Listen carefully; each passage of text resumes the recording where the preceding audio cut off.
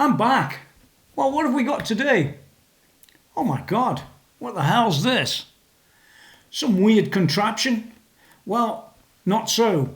This is a Floyd Rose Tremolo that's designed for guitars that don't need to be hacked apart. Today we're going to take a close look at the Floyd Rose FRX, and it's going to be fitted to a guitar right here, right now.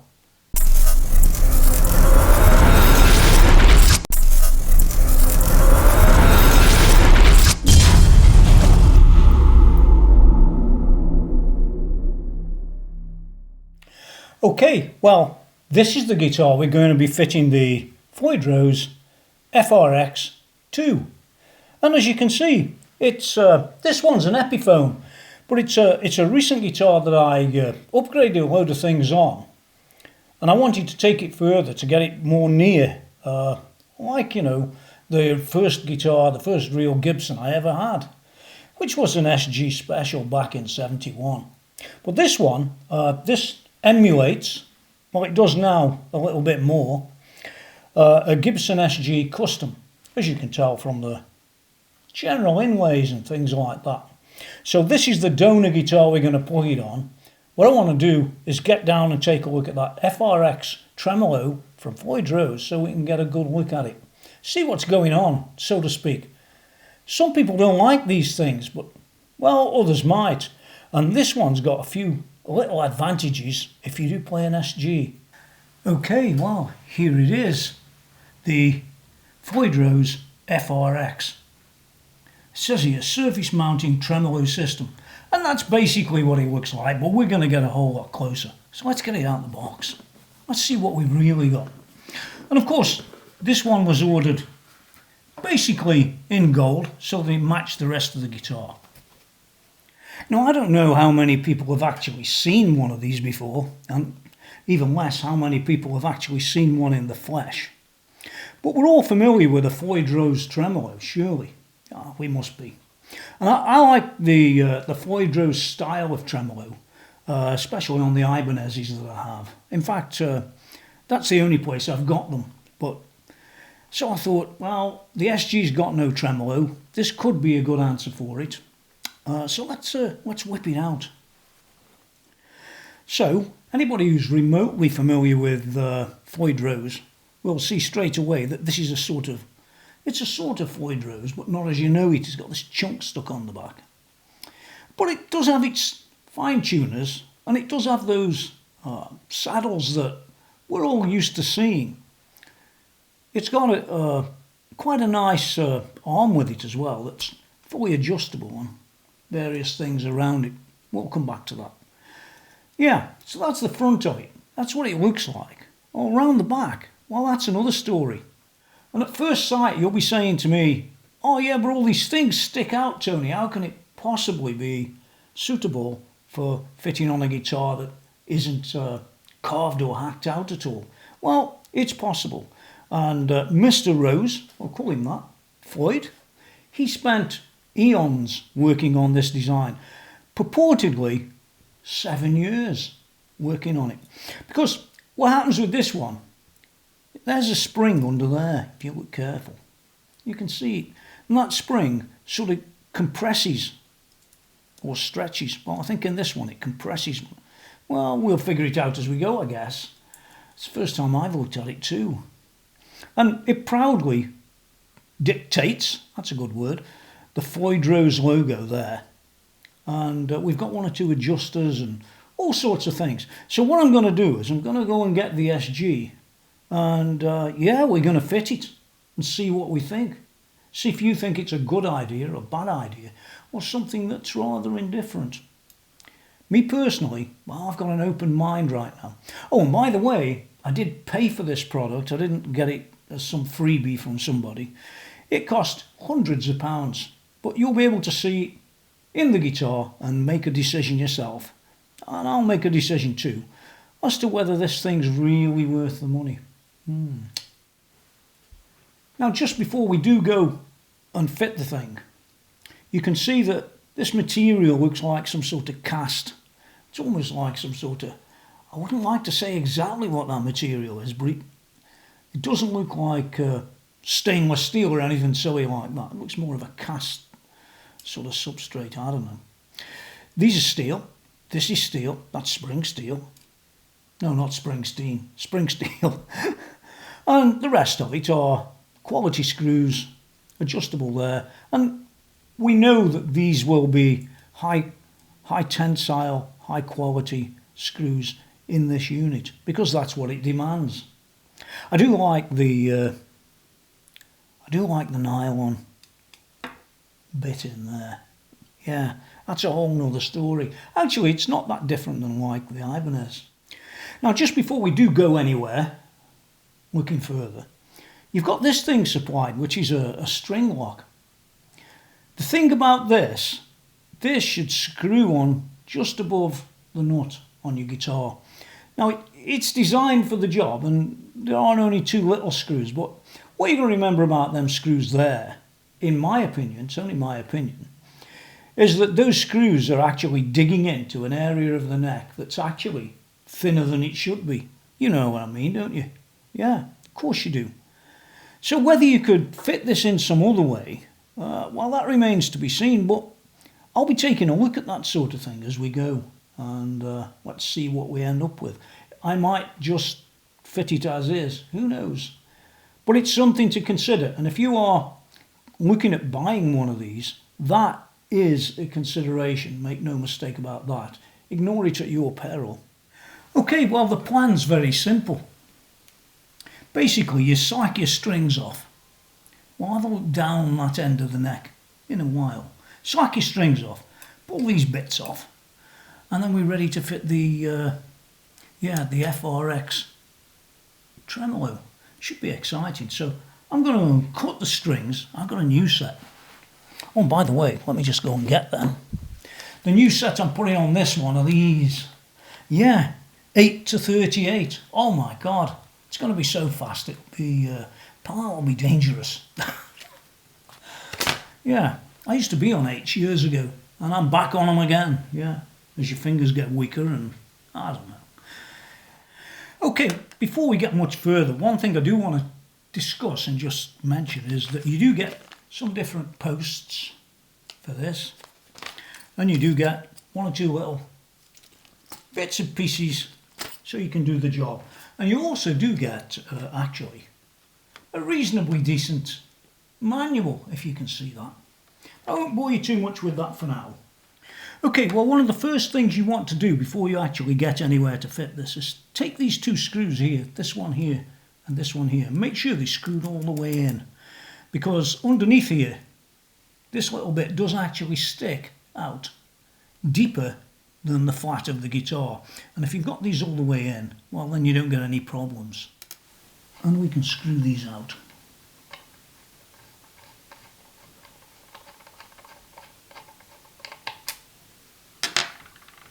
All very easy. Even I can do it. Ha! And take these two out as well. Okay, well, the next thing they ask you to do is this round-headed screw here. It's called a Tremolo stable screw. And what they want you to do is to just basically screw that right out for now. Now, when they supply this kit, they do supply 4 of these, and 2 of them have got coarse threads and 2 of them have got finer threads. So you determine on your guitar which fits where, which are the finer ones or the coarser ones for your guitar, you know, depending where it's made and what it is, and then you screw those in. And just for your information, in the case of the Epiphone SG Custom, mine were the coarse threads. You also get 2 little nylon guards to protect the body, basically from these screws here, shown with my thumb. Yeah, that protects your body from getting indentations in the wood. It's important to fit them in the right place. Now, I do want to draw your attention to something quite important. When you're going to fit those nylon protectors to the body, they fit underneath these screws. There's one there. Just about see it, and there's one here. Well, with this pushed up, you can see that this is sitting roundly on the pick guard. So if you don't have another pick guard, or you don't want to hack away at yours, well, yeah, you can do it as it is, but what I would say is you can have this screw sticking out a lot then. So it might make sense to cut a little groove around that and put that nylon thing underneath. You've got to be committed to fitting one of these in the first place, which I am, by the way. I don't mind at all whether I hack away at that, because I can buy one of these later if I need to put it back. So what I'm going to do is I'm going to mark this, take it off and cut around that, just so that that fits flush and it's out of sight and it's all going to be good. Okay, well, I've cut my scratch plate or pick guard just like so, and it does fit pretty much perfect when it's back on there. So I'm going to go and fit it and then we'll have a closer look. Okay, well, that's got the pick guard refitted back on there, and yeah, you might see the little cutout, or you might not when it's all assembled, but you won't see it very much. And don't forget, we've got to fit this little thing down in there, which is what I'm going to go and do now, and then that just sort of protects the body. I can always get a pick guard anytime. Okay, well, as you can see, it's a pretty good fit really, and it's very near to where the other one would be. Well, it's bound to be, isn't it? Anyway, there he is, sitting in the place that I've designated. If it's slightly wrong, well, it's wrong. If it's right. Well, that's how it is. Now then, when I'm screwing this in, what I did was I put these two screws into the holder first, and I'm screwing them in from above. And I find that's really one of the easiest ways of getting this thing in there with little or no aggro. You just screw them down some ways. And as you can clearly see down there, it's a pretty good fit. Well, the next thing they want me to do is to fit a high E and a low E, and just fit them roughly for now, so we can get this adjusted properly. So I'm just going to fit them, and then we'll come back and take a look at some of the things that I've measured and changed and so on and so forth.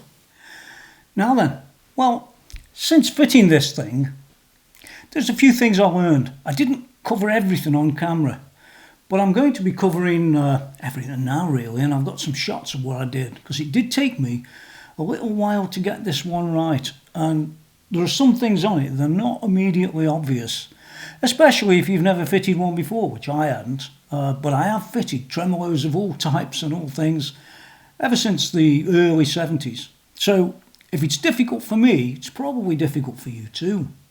And you might be saying to yourself, well, it's all a bit of a bother. I've got to modify my guitar and this sort of thing. Well, I showed you the little mod earlier, and it's not really that bad. And you can always get another pick guard or scratch plate to replace it if ever you want to take this off, but I won't be taking it off because in reality it's pretty good. Get the height set up with these two here, and then these two at the front. Now the problem is, I have to say, the problem is that when you set these back ones up, these two here, those two, it doesn't give you much of a guide. Well, I've got the pictures in front of me. It sort of gives you a guide, and all it says, as you can see on the picture on screen now, it says make sure that both the sides of that bridge are about equal distance from the face of the guitar, which I did, but then it created a problem. What I could do with this is I could push it forward, get in a rough adjustment and things like that. But I couldn't pull it back. It wouldn't go back. And it wasn't due to the little curly knob there. What was happening? Again, you'll see on the picture on the screen, these are adjusters down here that are designed to hold the strings in. Well, these centre ones here were hitting this crossbar, the one with the spring on. And I couldn't fathom out, for the life of me, why I couldn't pull up when everything was telling me I could. What it really was related to the height of this tremolo off the body. Now I did have mine screwed fairly low towards the body. I was probably at about less than 3/8 of an inch. Yeah, 1/4 of an inch to 3/8. About 1/4 of an inch would be a good example. But now I'm near enough on 1/2 an inch out. Very important adjustment. And if you don't do that, in my opinion, it's only my opinion, then what you'll have is no pull-up, and those two screws will be hitting that bar with the spring on. Really a bit dodgy, and it does take a while to understand why. The paperwork I have, it's down here actually, I can see it, but it doesn't really explain to you the height you need for that.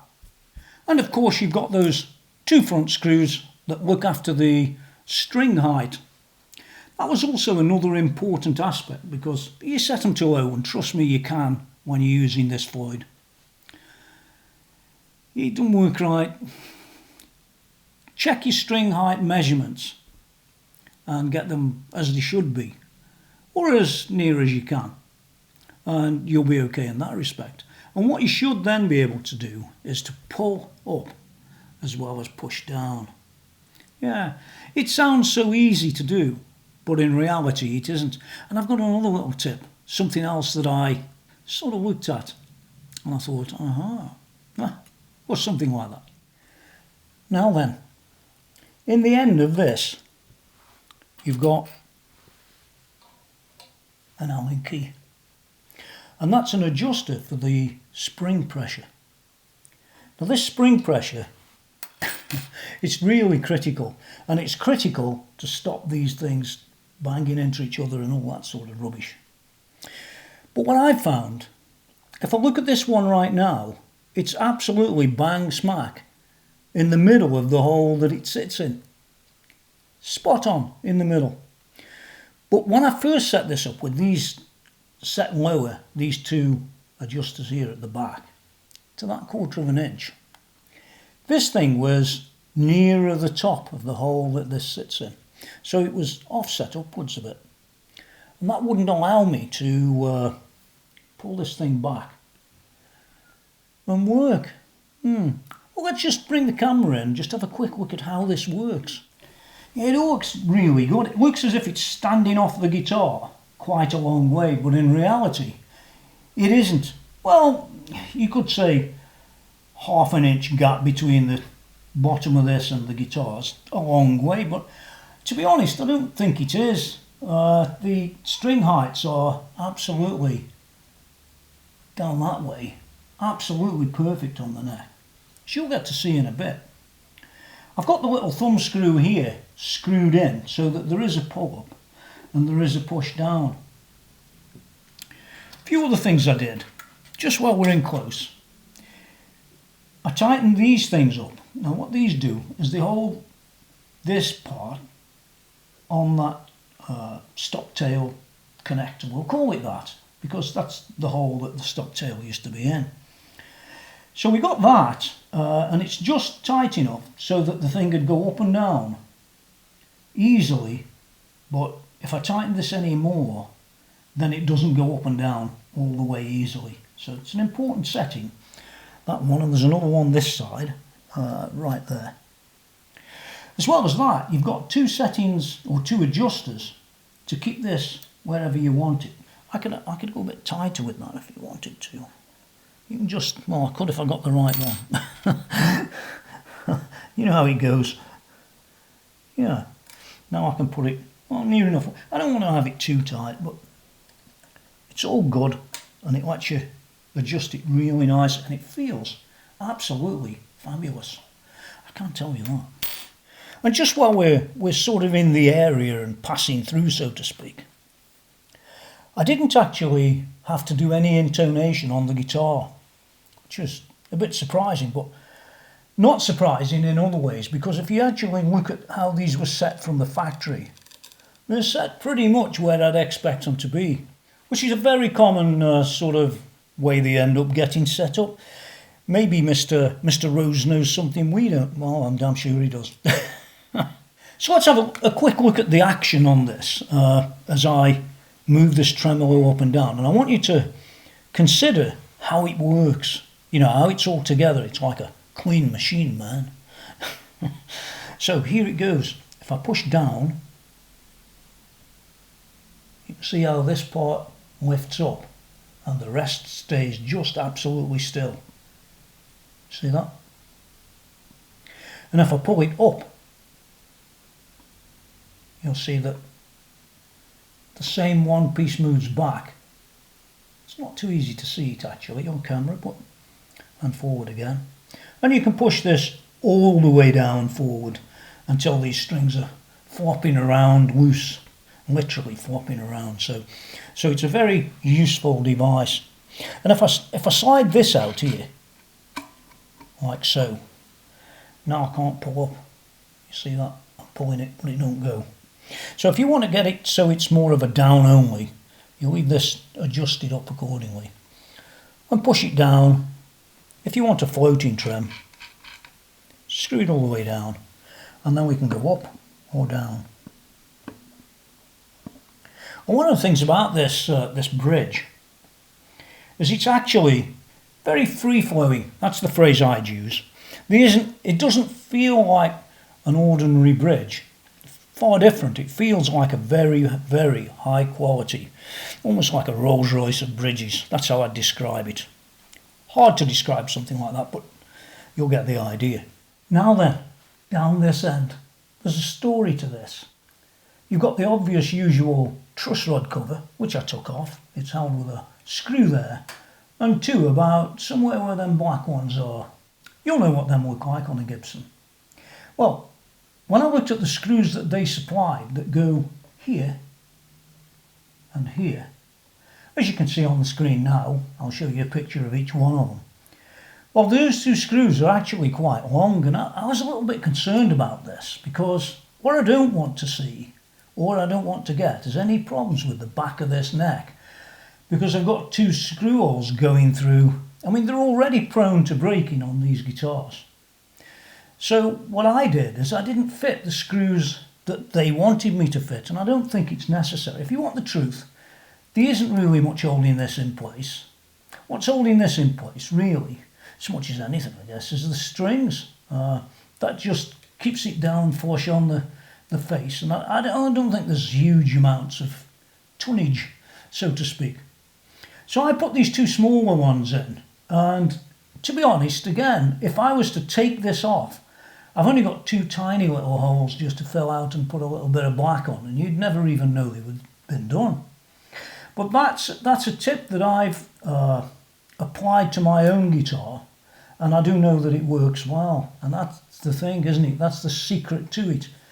Don't go using these great big fat really deep screws like I'm showing you on the screen now. You can see the screws they supplied and the screws that I fitted. You can see there's a fair amount of difference between the two. And to be honest, yeah, you don't really want to be fitting them big long ones.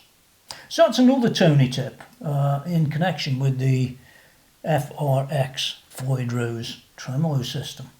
Yeah, I even considered not fitting this and doing some other things, but in the end it wasn't really worth the effort. So yeah, so I did fit it.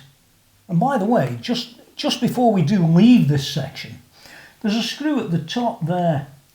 You can see that one there, which is sort of in a similar place to where you'd expect the Gibson cover to have a screw. Might have been slightly higher or lower, but my plan, well, I did consider it but I didn't do it, was to take that screw out there and use a very thin, fine black screw to fit in a hole that would go off into the original hole, so to speak, or as near as possible.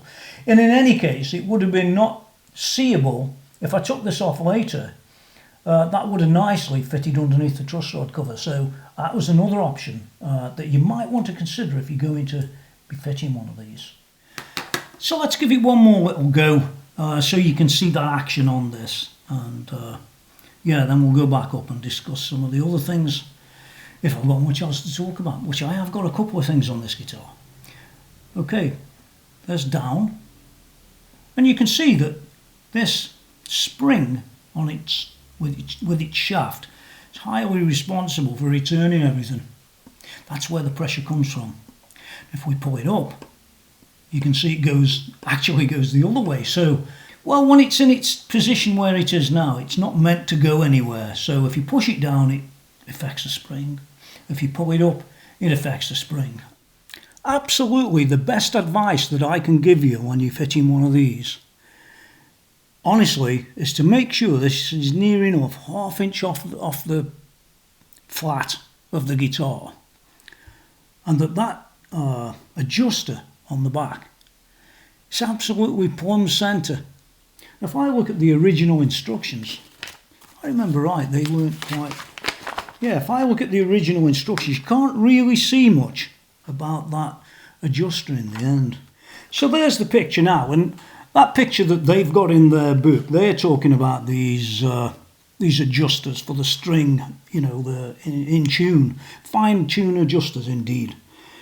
But, well, to be honest, later on they do talk about this thing again, but they don't really describe it as I did. No. And it doesn't really anywhere show you the sort of height you would really expect off the body. Not even the picture that I've just had on screen for this back bit, which is where the stock tail normally would go. I think that's a bit of a shortcoming. It's one of the reasons why I've included that section in this video. Now, just before we do the conclusions and the rest of it, I just want to talk about the guitar for a second or two. A lot of you guys might have seen this review of the Epiphone SG Custom. It cost me about 499 quid.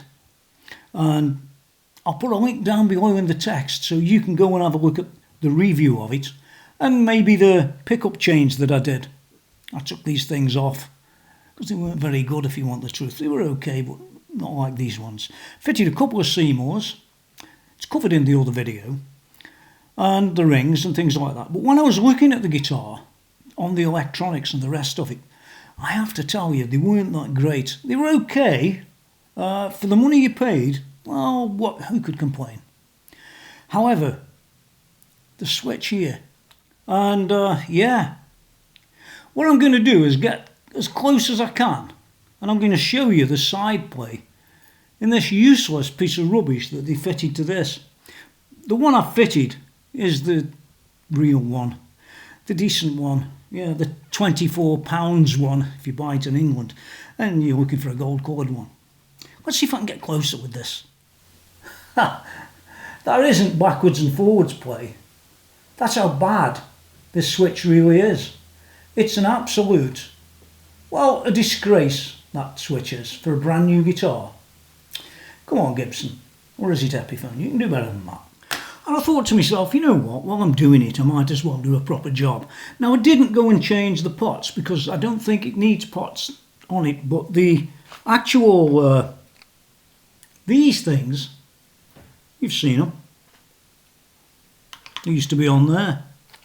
Oh, while I was at it, I did this one. I got the rhythm and treble thing off because that also, well, it looks like a cheap Chinese copy, and that's exactly what it is. So that came off too. Oh, one of the ends off the tone came off. One of these has got no, where is it? There's another one just fell off, look. They're all falling off. They're real rubbish. And that picture on screen now, right there on the screen, are the knobs that I fitted. They're all the correct height and all the rest of it. So that's the story of the Epiphone SG Custom and the Floyd Rose FRX Tremolo arm up to now. And I'm running out of things to do any work on this with now. Basically, there's little else to do. It's really that good. You're going to see it in action in a bit. I'll play some metal stuff or something. I don't know. I'll find something. So let's talk about price for a moment or two.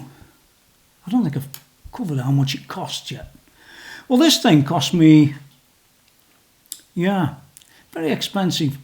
They're not a cheap device by anybody's standards, but of course they do have the advantage that, well, you're not really doing much hacking away at your guitar. In fact, it's very minimal.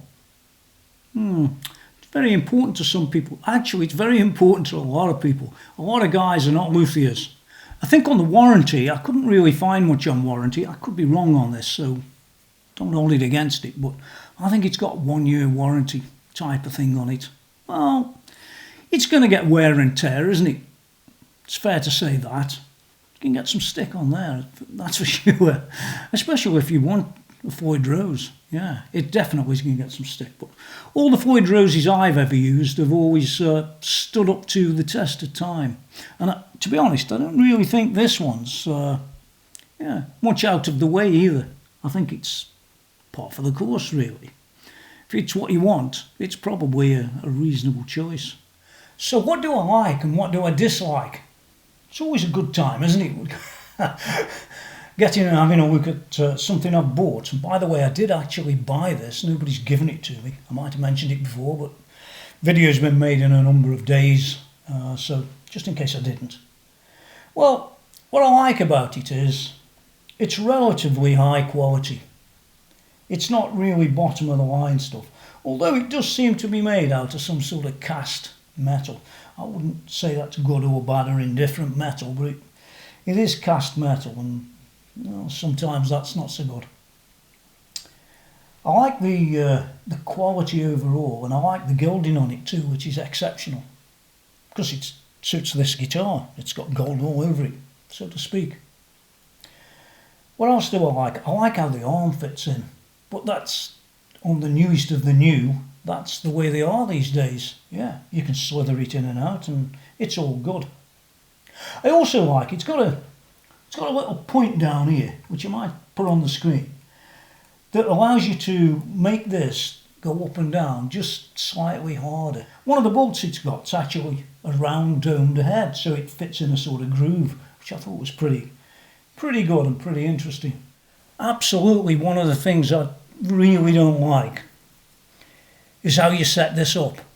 Now, Mr. Floyd Rose himself is on YouTube showing you how to do it. But I have to be honest, I mean, I like the gear, and I've got nothing against Mr. Rose either. He's a legend. Yeah, he is. However, he don't come across as the sort of guy to me that's really brilliant as a tutor. He just doesn't. So when I watched his video of how to set this up, to be honest, it wasn't really that helpful to me. I'm not an idiot, neither is he, but that video didn't help me in many ways. In fact, the instructions I've got down on the table over there weren't that helpful either. It's just more luck than judgment that I guess I've had a bit of practice with tremolos before. Not one of these, I admit, but once I brought that away from the surface of the guitar a bit more, everything sort of started to fit into place. So that was an important aspect for me, that anybody goes and buys one of these who doesn't really have any clue, you're going to be taking it to somebody to get it fitted. Also down that end, you know, where we fitted that bit that like clamps the strings in place, I think he could have really come up with something slightly better than what he ended up coming up with. And I do think if he could have just considered the positioning of those screws better, I'm sure he could, then it could have almost been the shape of the original truss rod cover, almost, and you could have utilised the original screws, which I'm damn sure are the same on this one as they are on a Gibson guitar. Well, my friends, that is the Floyd Rose FRX surface mounting tremolo system, certified by Floyd Rose. It says here 100% authentic. Don't be fooled by anybody telling you, oh, you can fit it in 10 minutes, because the truth is, it took me to get it right, it took me about 2.5 hours. Oh, I'm an idiot. No, I don't think so. So there's very little else coming up now except the playing, which you're going to hear one way or another, except to say, yeah, don't forget to go to also my website, www.tonymackenzie.com, where there's loads of various reviews that are not found on YouTube, strangely enough. So until next time, I hope you've liked this one. Until next time, get out of here.